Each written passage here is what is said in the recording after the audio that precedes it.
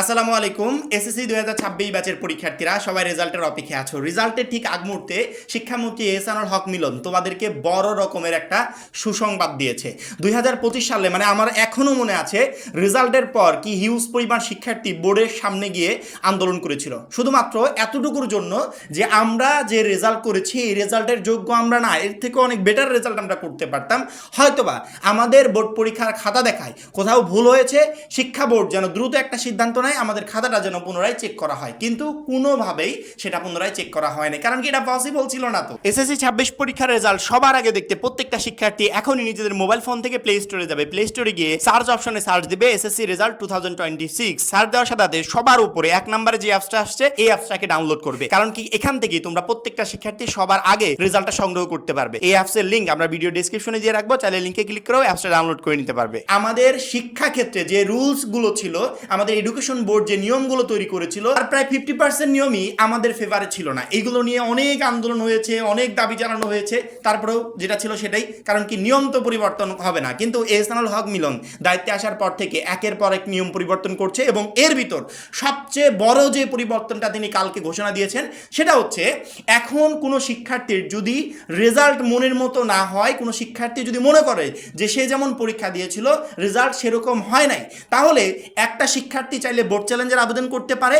আগে শুধুমাত্র বোর্ড চ্যালেঞ্জের আবেদন করলে উপরের নাম্বারটা যোগ করে দেখা হতো যে একটা প্রশ্নে 8 পেয়েছি, আরেকটাতে 10 পেয়েছি, আরেকটাতে 7 পেয়েছি, এই নাম্বারটা যোগ করে দেখা হতো যে এই যোগফলের ক্ষেত্রে কোনো জায়গায় কোনো প্রবলেম আছে কিনা। কিন্তু এখন থেকে শুধুমাত্র যোগ করেই দেখা হবে না, একটা শিক্ষার্থীর ভিতরে নাম্বার দেওয়া ঠিক আছে কিনা, বা শিক্ষক তাকে ঠিক নাম্বারটা দিয়েছে কিনা, বা কোনো প্রশ্নে নাম্বার দেওয়া বাদ আছে কিনা, এই টোটাল কিছু চেক করা হবে। সেক্ষেত্রে শুধুমাত্র উপরে নাম্বার যোগ করতে গিয়েই যখন 15 থেকে 20,000 শিক্ষার্থীর রেজাল্ট পরিবর্তন হতো, তাহলে যখন ভিতরে নাম্বারটা চেক করা হবে তখন কি হিউজ পরিমাণ রেজাল্ট পরিবর্তন হবে, জাস্ট একটু কল্পনা করে দেখো। এবং শিক্ষকরা খাতা দেখার সময় যখন এই বিষয়গুলো মাথায় রাখবে যে এখন তো ভিতরেরটাও চেক করা হবে, তখন নিজেকে সর্বোচ্চ সতর্কতার ভিতর দিয়ে তারপরে ওই খাতাগুলো চেক করবে, যাতে একটা পরীক্ষার্থীর খাতা দেখার ক্ষেত্রে কোনো ধরনের কোনো ভুল ত্রুটি না থাকে।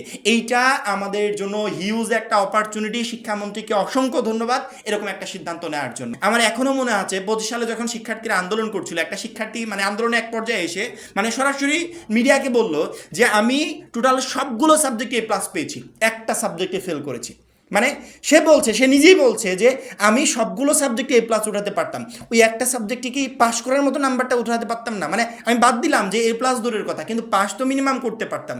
তার পরবর্তীতে কী হয়েছে জানো, ওই শিক্ষার্থীর আর রেজাল্ট পরিবর্তন হয় নাই, কারণ কি ওই খাতাটা তো আর পুনরায় চেক করা হবে না, চেক করার নিয়ম ছিল না। যদি নিয়ম থাকতো যে এই শিক্ষার্থীরা সকল সাবজেক্টে A+ পেল, একটাতে কেন বাদ গেল, নিয়ম থাকলে ওইটা পুনরায় চেক করা হতো। যেহেতু নিয়ম নাই সেক্ষেত্রে চেক করা হবে না, কিন্তু এই বছরে আশা করি এরকম হবে না। এমন হিউজ পরিমাণ শিক্ষার্থী আছে যাদের 79 নাম্বার পেয়ে 1 নাম্বারের জন্য A+ মিস গেছে, এমন অনেক শিক্ষার্থী আছে।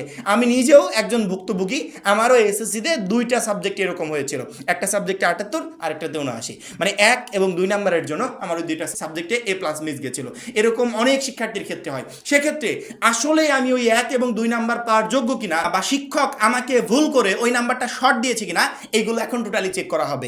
এবং এইটা যখন এসএসসি 26 ব্যাচ থেকে শুরু হচ্ছে, সেক্ষেত্রে তোমরাই সেই ভাগ্যবান যারা প্রথম ব্যাচে এই সুযোগটা পেতে চলেছ। তোমাদের পূর্ববর্তী ব্যাচগুলো শুধুমাত্র আন্দোলনই করে গেছে, কিন্তু এরকম একটা সিদ্ধান্ত শিক্ষা বোর্ডকে দিয়ে নেওয়াতে পারে না। কিন্তু তোমরা এখন আন্দোলন করো নাই, আন্দোলনের আগেই শিক্ষামন্ত্রী নিজেই এই ঘোষণাটা দিয়েছে যে এই বছর থেকে এরকম হবে। কোনো শিক্ষার্থী যদি বোর্ড চ্যালেঞ্জের আবেদন করে তাহলে শুধুমাত্র তার উপরের নাম্বার না, ভিতরের নাম্বারটাও পুনরায় চেক করা হবে। যখন তুমি দেখবে যে তোমার রেজাল্ট আমনের মতো হয় নাই, তুমি বোর্ড চ্যালেঞ্জ করে একটা স্বস্তিতে থাকতে পারবে যে আমার খাতাটা পুনরায় শিক্ষা বোর্ড চেক করবে। সময় বেশি বাকি নেই, সামনে কয়েকদিন পরে আমাদের রেজাল্টটা প্রকাশ পেয়ে যাবে। ইতিমধ্যে প্রায় শিক্ষকেরই খাতা দেখা প্রায় শেষ পর্যায়ে, হয়তো বা অনেকে খাতাগুলো বোর্ডে জমাও দিয়ে ফেলেছে। জমা দেওয়ার পরবর্তীতে শিক্ষা বোর্ড রেজাল্ট তৈরির প্রসেসগুলো শুরু করে দিবে, দেন তারপরে 20 তারিখে রেজাল্ট ইনশাল্লাহ প্রকাশ করে দিবে। সেক্ষেত্রে রেজাল্ট নিয়ে একদমই টেনশন করবে না, টেনশন থাকবে এটা স্বাভাবিক, কারণ কি যার রেজাল্ট টেনশনটা তারই। এখানে আমি এখান থেকে বসে ফিল করতে পারবো না।